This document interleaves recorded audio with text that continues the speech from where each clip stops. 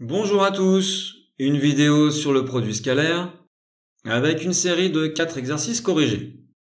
Vous avez ici les énoncés et comme d'habitude, je vous conseille de mettre la vidéo sur pause et d'essayer de faire ces exercices tout seul avant de regarder la correction. Ça sera le meilleur moyen de bien vous entraîner et donc de bien vous préparer à un devoir. On y va pour la correction. Un petit rappel, dans la description de la vidéo, vous avez des liens qui vous permettent d'accéder directement à la correction d'un exercice en particulier. Premier exercice, calculer le produit scalaire ABAC dans chacun des cas suivants. On démarre ici donc avec un repère, 3 points. Eh bien, on va calculer les coordonnées du vecteur AB, même les lire graphiquement directement. -3, -1 pour AB. Et puis pour AC, 1, -3. On applique la formule du cours pour calculer le produit scalaire, x plus y y'. Et on trouve, eh bien, 0. Conclusion, les deux vecteurs sont orthogonaux. Effectivement, on peut le voir sur la figure, effectivement, ils semblent orthogonaux. Deuxième cas, ABAC. Alors on a deux vecteurs collinaires, puisque les 3 points sont alignés, donc et de sens contraire. Donc le produit scalaire sera moins AB fois AC, moins la longueur AB fois la longueur AC. Donc moins 6 fois 3, moins 18. Le cas suivant, ici, donc on a un carré de côté 7. On doit faire AB scalaire AC. Alors ce qu'on va faire, eh bien, c'est qu'on va projeter le point C sur AB, ici en H. Voilà. Et donc AB scalaire AC, c'est égal à AH scalaire AB. AH et AB sont deux vecteurs collinaires et de même sens. Donc on n'a plus qu'à multiplier les deux longueurs. C étant le milieu d'un côté du carré, si on fait le projeter, eh bien H va arriver aussi au milieu de AB. Donc AH fait 3,5. On multiplie par 7. Et donc AB scalaire AC est égal à 24,5. Exercice 2. On a 3 points. Première question, calculer AB scalaire AC. Alors on calcule les coordonnées de AB. Ça fait -4, 4. Les coordonnées de AC, ça fait -6, -2.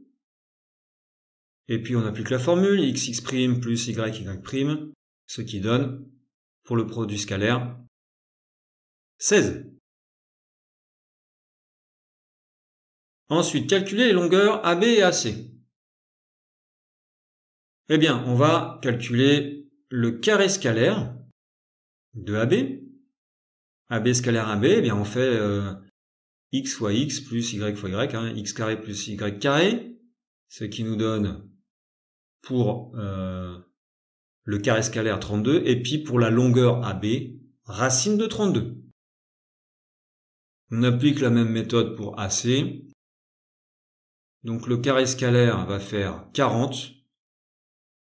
Et donc la longueur AC fait racine de 40.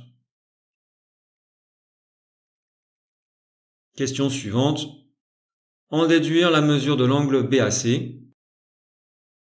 Alors on vient de calculer le produit scalaire, deux longueurs, et on nous demande de calculer un angle. Eh ben on va utiliser la formule du cours du produit scalaire. AB scalaire AC égale norme de AB fois norme de AC fois cosinus de l'angle. Pour avoir l'angle, eh bien voilà, on arrange l'expression. Et puis on remplace par les valeurs, ce qui nous donne un angle BAC environ égal à 63 degrés. Exercice 3. Alors on a un rectangle, AD égale 3, DC égale 5. Première question, calculer les longueurs AC et DK. K étant le milieu de AB1. Donc AC. Eh bien, on va utiliser Pythagore. AC, c'est l'hypoténuse du triangle ADC. Donc AC carré égale AD carré plus DC carré, on remplace. Voilà, AC égale racine de 34. Maintenant, pour DK, on utilise le triangle DAK. DK, c'est l'hypoténuse. On remplace par les valeurs. K étant le milieu de AB, AK fait 2,5. Et on trouve DK égale racine carrée de 15,25. Deuxième question. Alors on considère un repère avec A pour origine. L'abscisse c'est 1/5 de AB. Et l'ordonnée 1/3 de AD. Comme ceci. Donnez les coordonnées de tous les points de la figure. Alors l'origine 0, 0. Le point B, alors comme l'unité ici c'est 1/5 de AB et que AB ça fait 5, on a 1, 2, 3, 4, 5, bien sûr. Donc 5, 0 pour le point B. Le point K, 2,50. Le point D, étant donné que l'unité en ordonnée c'est 1/3 de AD et que là AD, voilà, ça va être donc 3 en ordonnée, donc 0, 3. Le point C, 5 en abscisse, 3 en ordonnée. Voilà, on a fait le tour. Ensuite, calculer le produit scalaire AC/DK.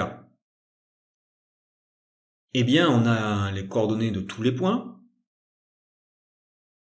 On détermine les coordonnées des vecteurs. Alors, vecteur AC, 5, 3. Vecteur DK, 2,5 moins 3. Et là, on applique la formule du cours. XX' plus YY'. Ce qui nous donne pour le produit scalaire 3,5. Question suivante, en déduire la valeur de l'angle alpha. Alors, on a calculé un produit scalaire, la norme de ces vecteurs, puisqu'on a la longueur AC, la longueur DK. Eh bien, ça fait penser tout de suite à la formule du cours. AC scalaire DK égale norme de AC fois norme de DK fois cosinus alpha. Voilà, on arrange l'expression et on remplace par les données, ce qui nous donne un angle alpha environ égal à 81 degrés. L'exercice 4. Alors on a un triangle ABC. Voilà, on fait une petite figure. Alors bien sûr, attention, ce n'est pas à l'échelle. Première question, calculer la valeur de l'angle BAC. Alors on a un triangle quelconque avec les trois côtés, on connaît donc les longueurs des trois côtés, on cherche un angle. Eh bien, on a la formule d'Al-Kashi. Voilà, on applique cette formule. On isole donc le cosinus de BAC. Après arc cos, on trouve que BAC fait 120 degrés. Deuxième question, calculer l'angle ABC. Eh bien voilà, c'est toujours Al-Kashi. Donc cette fois, on exprime donc le côté opposé à l'angle, c'est AC. Donc AC carré égale BC carré plus AB carré, etc., etc. Voilà, on remplace, on isole le cosinus de ABC, ce qui nous donne 65 sur 70. Et après avoir fait le arc cos, on trouve un angle ABC qui est environ égal à 21,8 degrés.